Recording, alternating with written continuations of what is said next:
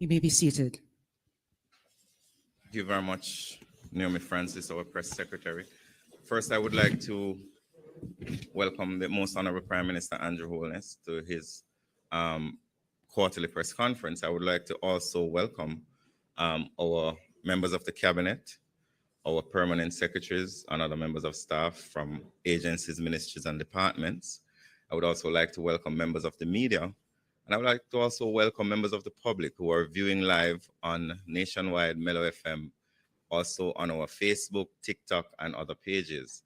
I will not tarry as we have a lot to get through. Ms. Francis will now be going through how this press conference will be managed, after which we will welcome the Prime Minister who will make his presentation, and then we will take questions from the media. Ms. Francis. Good morning, Minister. Thank you so much once again, and Prime Minister. And so ahead of our start at 10:04, I informed the media we'll just be spending about 45 minutes. We ask members of the media to, when the Prime Minister is finished with his opening remarks, to raise their hand to be acknowledged. Maximum 2 questions per session. If we can take a follow-up, we will. We ask that you be concise. Identify yourself and your media entity. And very importantly, our press conference has a time slot. And so really we have allotted about 45 minutes this morning. And so, Minister, we invite you to invite the Prime Minister. Thank you very much, Naomi, and thanks very much to the media who have made it here today. We really appreciate your presence. I will now invite Most Honorable Prime Minister Andrew Holness to the podium. Prime Minister. Thank you, Minister. Good morning, everyone. I must say that I am very pleased to see this gathering. It has been a while since we have had a gathering like this. We must admit that our engagement with the media has not been as intensive as it used to be, particularly during and after the COVID pandemic. And as they say, nature abhors a vacuum. And so we have to fill that space. And that means that the government has to return in full force to engage with our media to ensure that the accurate narrative, the correct narrative, and the positive narrative is brought to the people of Jamaica. So it is good to be gathering like this with this engagement with our media. Before I begin, let me congratulate our Sunshine Girls for their success in South Africa. I believe they are now at the semis. Amazing. Congratulations are also in order for our volleyball girls, who are now the Caribbean champions after the tournament in Suriname. And of course, congratulations are definitely in order to our reggae girls, who have reached the knockout stage, a group of 16. That's the highest any Caribbean team has reached in the World Cup. So I'm very pleased with how our women are carrying the Jamaican flag very high.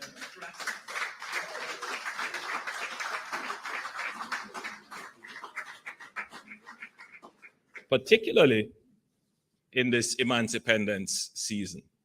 We have a lot to be grateful for, a lot to be thankful for. Well, let's start with our economy. Our economy has transitioned. You can now classify Jamaica's economy as a stable economy. Our growth rate for the last fiscal year was 5.5%. Our inflation after the pandemic went as high as 11.8%. We are now down to about 6.2%, maybe a little bit lower. Our dollar has remained stable even after the fallout of the pandemic. But the one statistic that I really like to mention when I speak about the stability of the economy is our unemployment rate. Our unemployment rate continues to be low. I want to just quickly put this into context in terms of the unemployment rate. One of the greatest challenge of the Jamaican economy has been to provide employment for its people. And this has been our challenge since emancipation. And indeed, the labor struggles of 1938 was not only about working conditions, it was also about access to employment.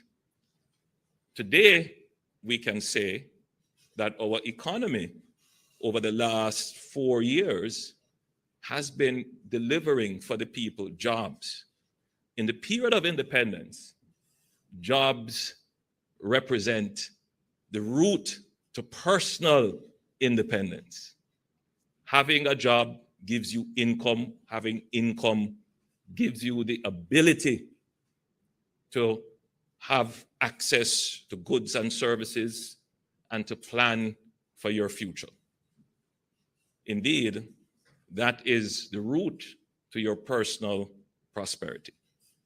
So if you were to ask me, what is the most important deliverable of the economy? It is to deliver to the people of the country employment, because that is the root of your independence. So yes, our economy is doing well. But this is not to say that there are not challenges, because for many, there is the sense that they are mere bystanders to this success in the economy. Yes, there are many young people who are being employed, but there are also many young persons who are left out of the labor market. They are left out, some of them voluntarily so. They have decided to withdraw. And some of them are not in the labor market because they just simply don't have the skills and wherewithal to participate. And that is why the government has invested heavily in the HEART Trust, the HEART NSTA, National Service and Training Agency, to ensure that we can bring particularly our young, unskilled workers into the labor force so that they can get access to the jobs that are being created. There is also a sense that our pensioners have not been treated with fairly, and they probably feel that the economic progress is passing them by. This is not entirely the case. This is why the government has put in a social pension. The Minister of Finance is here if you want more details on that. But if you are 75 years and older and you have no income, you can apply to the Ministry of Labor and Social Security, and you can get support in a form of social pension. We have increased the pension benefits recently, and we have also increased the minimum wage as well. I make these 2 points at the extreme ends of the spectrum of the demographics to show that government policy is not merely focused on economic statistics. At the heart of it, at the core of it, it's about how the economy serves people. It serves them through jobs, and it serves them by creating the basis for a social safety net system that protects the most vulnerable in the society. But I want to focus on another area of the economy, but more so on economic management. The most destructive thing in any economy is inflation. there's one more variable that is more destructive, and that is called lack of confidence. But usually the two things are related inversely. When confidence starts to decline in an economy, you usually start to see some inflationary impact. If inflation starts to increase, you usually start to see some fall off in confidence. But I want to focus on inflation. A few years ago, the government changed its policy, particularly its monetary policy and fiscal management policy, to focus on controlling inflation, inflation targeting, to keep inflation within a range. Minister of Finance, you can help me. The range is between 4 and 6%. Why is it that it is so important to keep inflation under check and have a tight monetary and fiscal policy to manage that? Well, immediately following the pandemic, we saw a rapid increase in prices. This had nothing to do with the government of Jamaica. Despite our best efforts, prices rose. And they rose as a result of supply chain shocks, specifically due to the pandemic.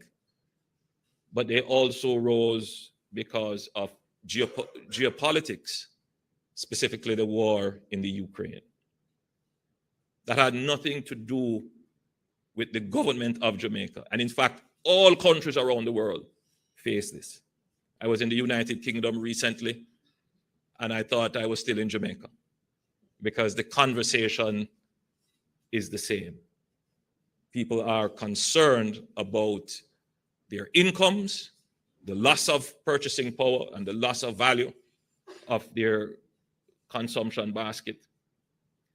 And obviously, there is a pressure for more wages. However, as I had said earlier, coming from a high of almost 12%, our inflation is down to approximately 6.2%. That is not as a result of any change in global circumstances. To a large extent, the war in the Ukraine still exists. The grain deal has fallen apart, which is going to obviously have some ripple effects. Well, it's certainly started for the UK. But if you compare Jamaica's inflation with, say, inflation in the United Kingdom or other countries in Europe, Jamaica has done very well. But how do the people in Jamaica feel? And I think that is the ultimate question. How do people feel?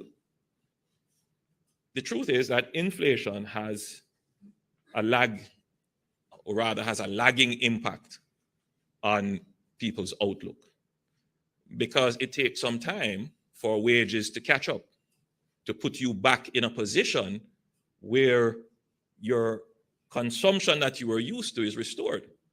So I'm speaking here, and it sounds very theoretical, but what really am I saying?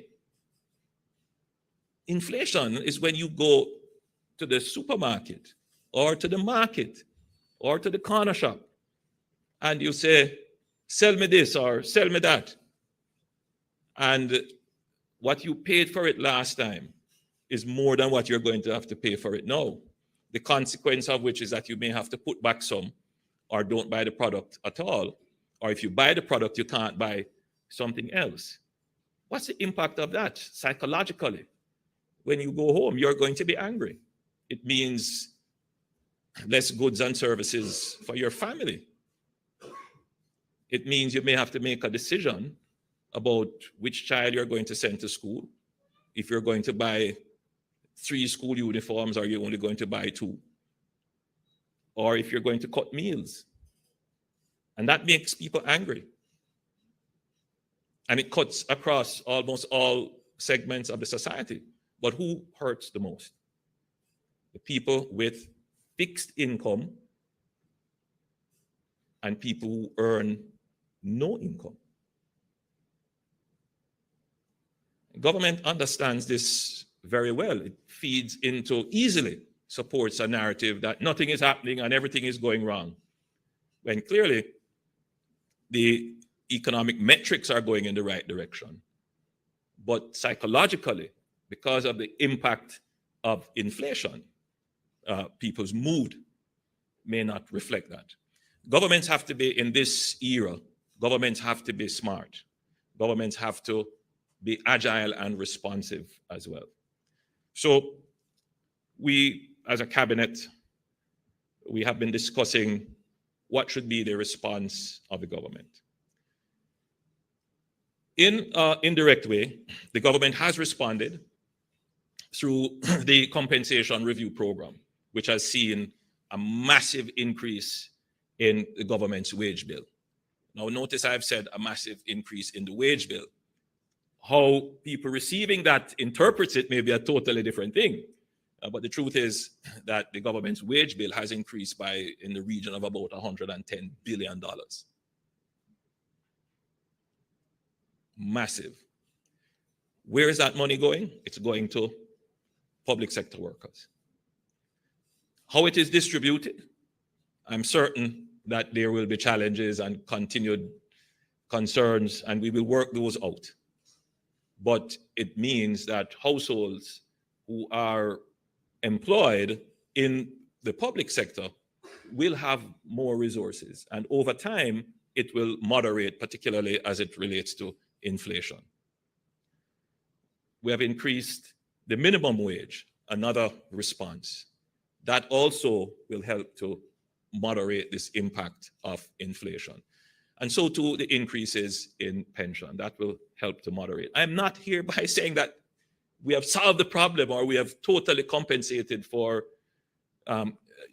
purchasing power loss. That's not what I'm saying. But what I'm saying is that the public should recognize that the government has responded. But there is more that we will have to do. Certainly, persons who are not working, persons who are not in the labor force, and a category that I'm very sympathetic to, the working poor, people who are employed, but their income certainly does not allow them to save. They can only consume, and they are not consuming at the level that would not classify them as absolutely poor. We have to reach out to those persons.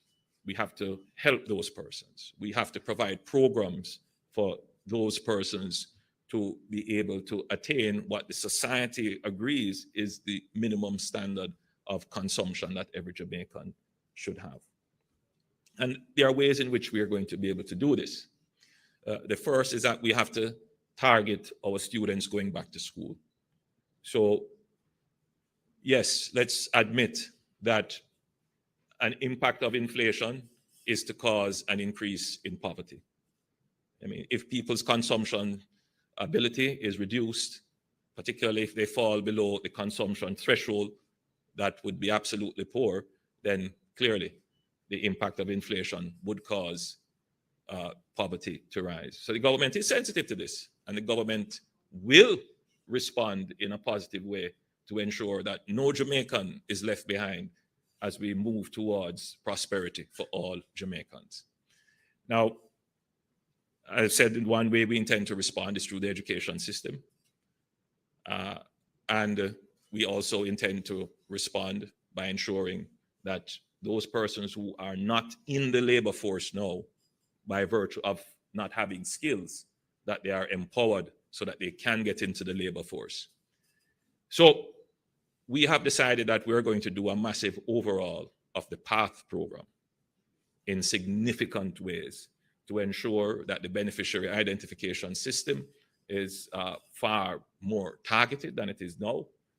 Too often when I go out into constituencies or communities, I get the complaints that, you know, I went to the PATH program and they came to my house and they say, I don't qualify, but see, my children don't have this and I don't have any income. There is clearly a refining that needs to happen in the entire beneficiary identification system for PATH. So that will be addressed to ensure that we are picking up those persons in our society who are genuinely in need of that social safety net support. And in terms of the back to school program, we're going to have to put more resources there. to ensure that all our students are able to go back to school in a meaningful way. Because, sorry, I need to give time for questions, so let me wrap up. But just my final observation, the government has been a victim of its own success. We have handled the COVID pandemic so well, and we have transitioned out of it so quickly that the average Jamaican feels that there was no lagging effect of COVID and everything is done.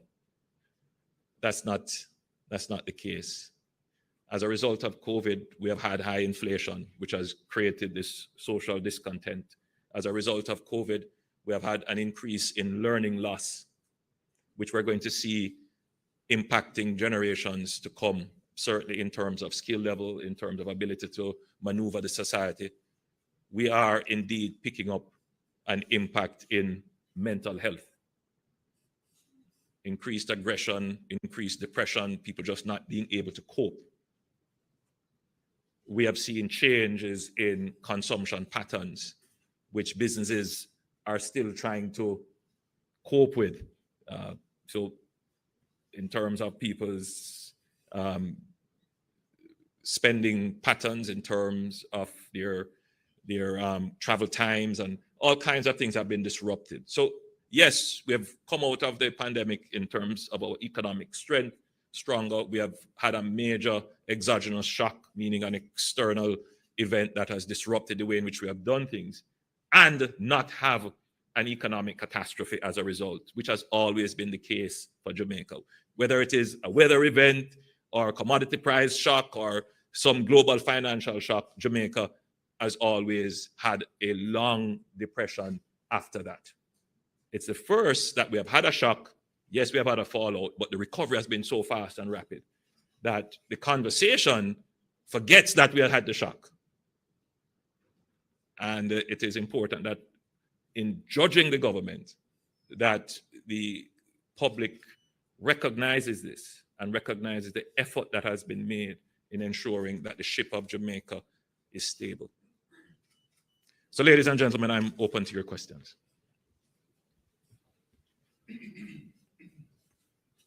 All right, thank you, Prime Minister. We have some questions from members of the media. Again, we gave the ground rules earlier. Let's start off with Ms. Chisholm. Good morning, Prime Minister. Quick questions. First of all, sorry, you said thank quick you for questions or trick questions? Well, it depends on how you perceive them. Thank you very much, Naomi, for the reminder. Andrea Chisholm from TVJ. PM, you mentioned the Back to School initiative. I do recall that the Finance Minister announced $3 million in Back to School support for MPs through the CDF. Is this something different? And if so, what are the details of that Back to School support? And very quickly, why wasn't the opposition consulted on the decision, the formal decision to increase the retirement age from the DPP and the Auditor General to 65 years through the constitutional amendment? And will you be sending JDF soldiers to Haiti? And if so, what's the objective? Very quickly, what was announced by the Minister of Finance specifically for Back to School through the CDF program is part of a general program. There are other initiatives that we will announce in the coming days, which will see employment for persons who are presently unemployed, particularly in ensuring that in the independence period and so forth, that we have cleaning up programs going on.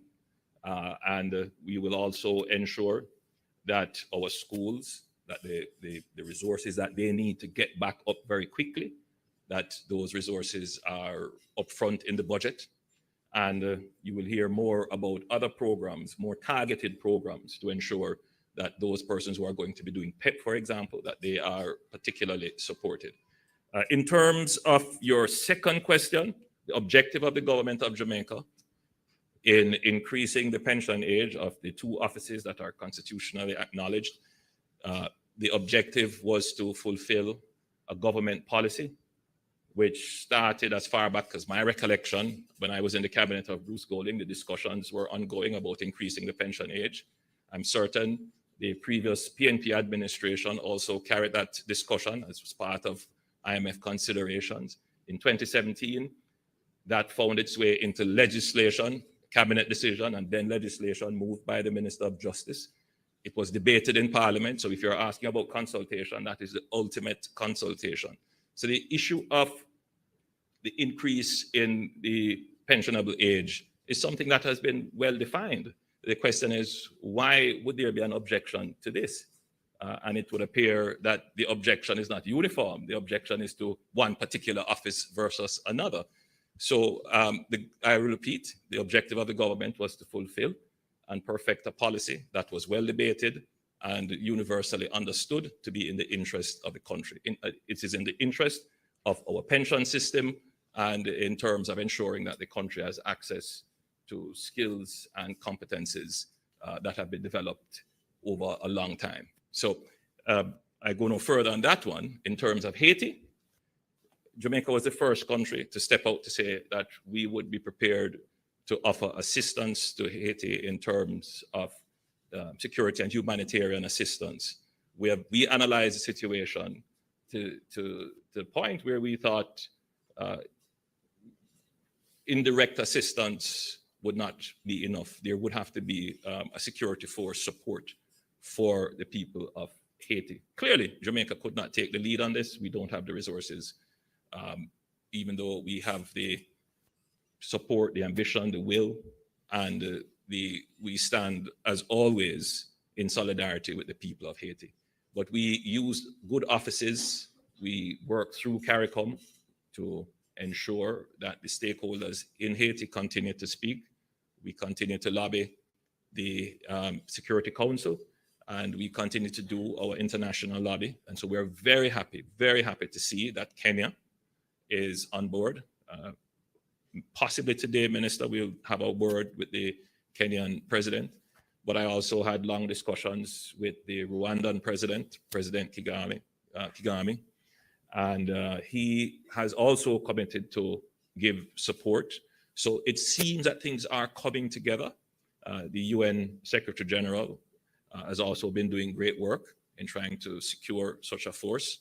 So as it is now, Jamaica's commitment still stands. We certainly can't go up to the 1,000 troops that has been suggested in media for the Kenyans, but we will give what we can. We have our own challenges here, and I think I need to say this for the Jamaican people, that whatever we do cannot impact in a negative way our own security challenges here. But as a sovereign nation, we look at all threats to our stability and security. And we act preemptively and strategically to ensure that we have capabilities to deal with those threats. Certainly, we can't deal with the threat of a massive migration problem should one occur, but we use our international partnerships to ensure that we are able to address it. And regardless of how we feel about the situation in Haiti and how it could impact Jamaica, in the core of the heart of every Jamaican is sympathy and solidarity. So I think that the way in which we have proceeded with Haiti is to fulfill both, to ensure that our strategic national interests globally, regionally, and locally are maintained, and at the same time, fulfill our solidarity with our brothers and sisters in Haiti. Thank you, Prime Minister. Our next is from the Gleaner. Kimon Francis from the Gleaner. PM, just to be clear, are we sending troops to Haiti? Yes. Okay, thank you. Which is what I said. We said this when we spoke in Parliament. We have said it before. Yes, we are the first to say so. In fact, you could say that Jamaica's statement would have started an interest in the situation in Haiti. And then, of course, security, and we said it in the Security Council resolution. When? Subject, so what the Minister of Foreign Affairs, who is very specific in our language, the question is, are we sending troops to Haiti? Yes, but an important caveat is that we just can't, on our own, as I've said, get up and send troops. We just don't have the resources. But even so, even if we did, you want to have an international imprimatur to do so. And so our commitment has always been with the appropriate jurisdictional arrangement, meaning a Security Council resolution to do so. And it is the same for Kenya. And when I spoke with President Kagame, it was the same requirement for him as well. In the economy, crime management, and other indices, the government has lost momentum in opinion polls. How concerned are you that your administration is suffering from electoral fatigue midway this term? Well, I would, if I were to say I was not concerned, I would not be telling you the truth. Obviously, we would be concerned, but you have asked the question in the correct way. Midway the electoral term, electorates experience fatigue. It is a reality that every government, except maybe one or two I can pick out for other reasons, one in Central America, is not experiencing this fatigue. And the fatigue is genuine on both sides of the equation, meaning that we went through a 100-year event which diverted the energy and the creativity and attention of the cabinet to focus almost wholly and solely on that. In other words, everything that we did, we saw it through the prism of the pandemic, just to ensure that the country came out strong afterwards. And that would have derailed many of the other projects that we have had. Of course, the country coming out without having to contend with the gloom and doom of an economic downturn immediately forgets that. And the focus is, well, what about the things that you had promised us? Then you pile onto that inflation. So obviously the fatigue would have worsened. So the answer to you is, yes, we are concerned, but it is not that we did not expect it. We did expect it. And a part of our response has to be a recalibration in how we communicate. We can't take it for granted that people understand what is happening. So we have to be very explicit in our communications to people. And secondly, the immediate needs that are now pressing, we have to address those. And we have to acknowledge that the lagging effect of the pandemic is not just inflation, which 2 years after the pandemic we're still experiencing.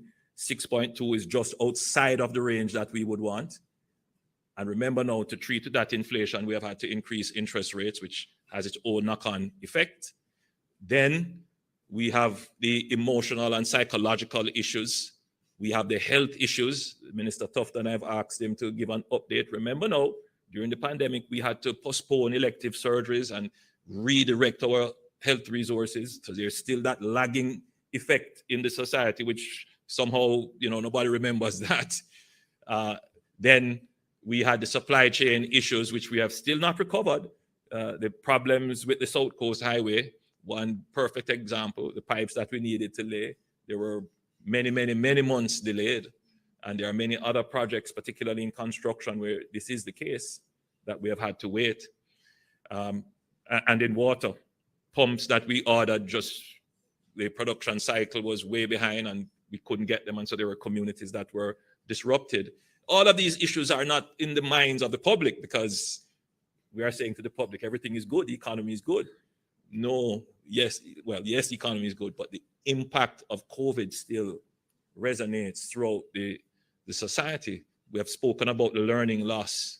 We have spoken about the psychological and emotional issues, the increase in the mental health issues. All of those are impacts on the society. Thank you, Prime Minister. Prime Minister, you are aware that we are streaming live on social media as well, of course, on our traditional radio stations as well. But we have an interesting question on social media. And by the way, we are streaming live for the first time on TikTok as well. Paulette, though, on social media has been intent in asking about the diplomatic issues with the United States and why you went through a scanner without your shoes.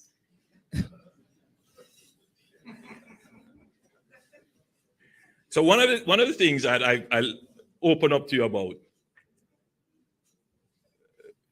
what sometimes the public is interested in, and in terms of the priority for knowledge and information, from our perspective, meaning from the cabinet perspective, when we rank it with all the other issues we have to deal with, we might say, this is unimportant. But that is a big mistake, because truly, our public relations, and we need to be able to respond to all the issues, particularly in a time when you have a great propensity for falsehoods to become viral, and by their virality, they become truths. So let me first of all say it is absolutely not true that I had to pass through some scanner and had to take off my shoes or whatever else. That is absolutely not true. Having said that, you know, I've been traveling many years, and I remember traveling just when 9/11 happened. And they were just introducing this whole business of, you know, taking off when the shoe bomber and all of that. And I thought it was, you know, quite a dehumanizing thing to do. But having traveled many times and having to do that many times, it's now part of travel. However, when a head of state travel, there are certain protocols that should be maintained. So when I travel, I am traveling bearing the pride and dignity of the Jamaican people. So if I were requested to do that, it would have been probably a challenge. But I give credit to our friends in the United States who understood that there was some error on our part, which we have to admit, that didn't see the perfection of the request, and the matter was resolved. Thank you, Prime Minister. Let's go to Al on that side, and then we'll come back over to Arthur. Good morning, Prime Minister. Forgive me, I've lost my voice, a bit of flu. Prime Minister, tourism has rebounded. The gap between imports and exports is closed. The currency remains very stable. The public sector's got a bump. Post-COVID, can you point to any other Caribbean countries or small island developing states which can talk to this, and can you make a comparison? If you're asking for all the variables that you have put together, no, I don't think there is another Caribbean country. Possibly Dominican Republic, possibly. But within possibly Dominican Republic. But countries have done well on various of the variables, but not all of them together. Thank you, sir. Arthur from the Observer. The Jamaica Observer. In 2 countries in the region, the courts have ruled that the postponement of local government election was unconstitutional. Our local government election has been postponed to February. Can you say to the country today if we will go to the polls for a local government election by February? The government intends to fulfill the constitutional requirements and the Constitution as it relates to the local government elections. They have set a date. It has been postponed.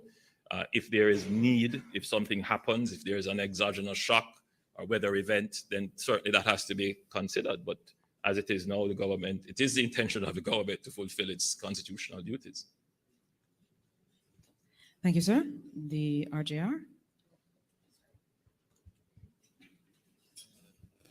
Good morning, Raquel Porter from Radio Jamaica News. The new school year begins on September 4. Where is the government with plans to boost the fleet of JUTC? And what about the new buses that should have been on the island by now? Could I, Minister of Finance, you're in a position to give us an update on the buses?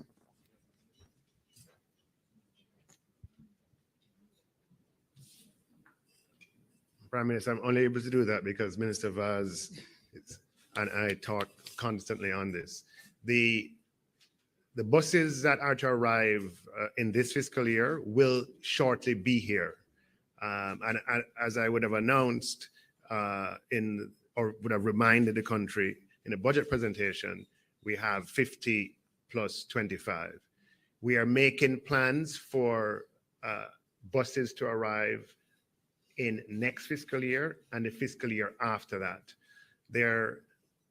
We had initially spoken about 200 electric buses.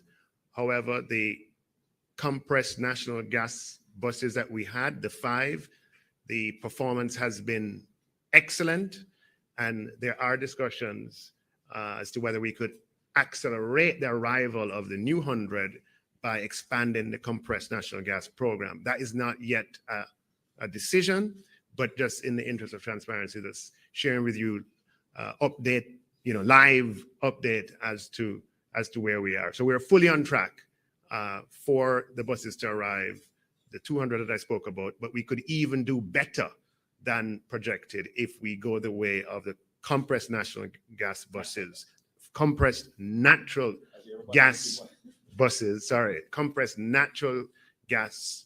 for half of that 200 quota. Right, so your answer is the buses are on way, and possibly if we make a decision on the use of CNG, we could rapidly expand that. Thank you, Prime Minister. Thank you, Minister. We have a question in the back. Good morning, Natalia Clark from CVM TV. 2 questions. What's the mood in the JLP regarding the 6 parliamentarians being investigated for illicit enrichment by the Integrity Commission? Are there any concerns? And what's the JLP's response to members of the PNP suggesting the extension of the DPP's tenure is connected to these investigations and the JLP wanting to maintain some kind of influence in the office of the DPP? To your first question, I would say nonsense. And it is unbecoming of someone who holds a constitutional office to bring into disrepute, literally, another constitutional office holder. As it relates to the matters of the Integrity Commission, my own position is that I don't discuss those matters. Thank you, Prime Minister. Another question from the back, Nationwide. Good morning, Shalois Michael from Nationwide News. I know that the retirement age of the DPP and Auditor General have been extended. Do you intend to offer the DPP a second extension in office? And if yes, why? And what do you make of the PSOG's call for more civility in public political discourse? To start with your first question, I welcome the call for greater civility. I have been on record, particularly in the 2020 campaign. I've made civility a campaign issue. And I think we all have to agree that there has been a debasing of the national discourse to the point where you could say it is uncivil.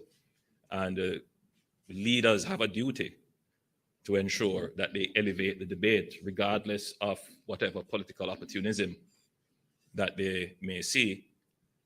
There is still that duty and obligation to ensure that the national debate is elevated. In terms of the office of the DPP, I think it really depends on the DPP. She has an option if she wants. So. All right, thank you so much. I see no further hands for questions. May I ask, are there any other questions? All right, Prime Minister, over to you for a wrap up. Again, let me, and we did it on time, 45 minutes almost, good. So let me thank you. Let me thank you all for coming, and I thoroughly enjoyed the engagement.